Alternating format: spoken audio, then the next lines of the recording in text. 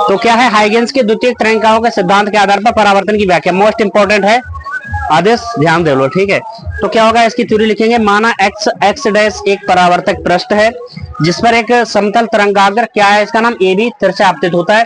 तो पहले ए तरंगाग्र का ए सिरा यहाँ पर टकराता है और इससे द्वितीय तरंगिकाएं निकलकर यहाँ पर पहुंच जाती हैं। उतने ही समय में, माना टी समय में, माना है मैंने, टी समय में यहाँ से यहाँ तक पहुंच जाता है। ए से द्वितीय तरंगिकाएं निकलकर कहाँ पर पहुंच जाती है, बी डैश पर पहुंच जाती है। ठीक है, ये तरंगों की चाल कितनी बी मानी, तो टी समय में तय दूरी कितनी, ए बी डैश बराबर कितनी हुई, बी टी, और बी ए डैश बराबर भी कितना होगा, बी टी, क्योंकि फार्मूला क्या होता है, दूरी बराबर चाल गुणा समय। ठीक है, अब देखो दो त्रिभुज तुम्हें बन रहे होंगे, दिखाई दे रहे हैं दो त्रिभुज। एक समकोण त्रिभुज कौन सा है, ए बी ए डैश, तथा दूसरा है A B dash A dash में। ठीक है, अब हमें क्या करना है, कुछ नहीं, इन्हें सर्वांगसम दिखा देना है। ठीक है भाई, तो देखो एक तो इसमें एक ले रहे हैं कोण ए बी ए डैश, कहाँ पे है, ए बी ए डैश, ये कोण। ठीक है, जैसे मतलब चिन्ह 90 का होता है, 90 लिख दो अगर नहीं पता। और ये वाला ये कैसे है, 90, तो हमने लिखा है ईच 90, यानी कि दोनों कैसे हैं, 90 अंश, इसलिए कैसे होंगे, बराबर होंगे।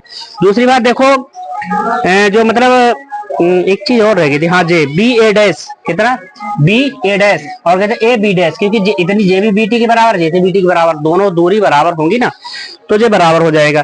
एक चीज रह गई ए डैश, जे वाला ए डैश ए डैश कैसे है, दोनों त्रिभुजों के लिए कैसे कॉमन है, तो तीन चीजें बराबर थी, मतलब तो हम सीधे कह सकते हैं त्रिभुज ए बी ए डैश सर्वांगसम है A B dash A dash, B dash A dash. अगर सर्वांगसम त्रिभुज होता है तो उनकी सब भुजाएं, सब कोण यानी बिल्कुल बराबर ही होता है, सब कुछ सेम टू सेम, तो बराबर होगा। तो आई बराबर कितना हो जाएगा, आई आर के, आई बराबर कितना हो जाएगा आर।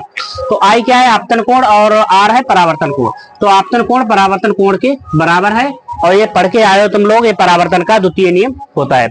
अच्छा, चित्र से हमें दिख रहा है, ये है आपतित किरण, ये भी आपतित किरण, और परावर्तित किरण ये इधर जा रही है, परावर्तित किरण, और क्या है, अभिलंब, सब तीनों एक ही तल में मिल रहे हैं। ये है परावर्तन का मतलब द्वितीय प्रथम नियम, और इसके आधार पर हाइगेंस ने यानी हम लोगों ने क्या किया है, तरंगिकाओं के द्वितीय सिद्धांत के आधार पर, द्वितीय तरंगिकाओं के सिद्धांत के आधार पर परावर्तन की सफल व्याख्या कर दी। बहुत ही मोस्ट इंपॉर्टेंट है, सभी लोग अच्छी तरह से देख लो और तैयारी कर लो इसकी।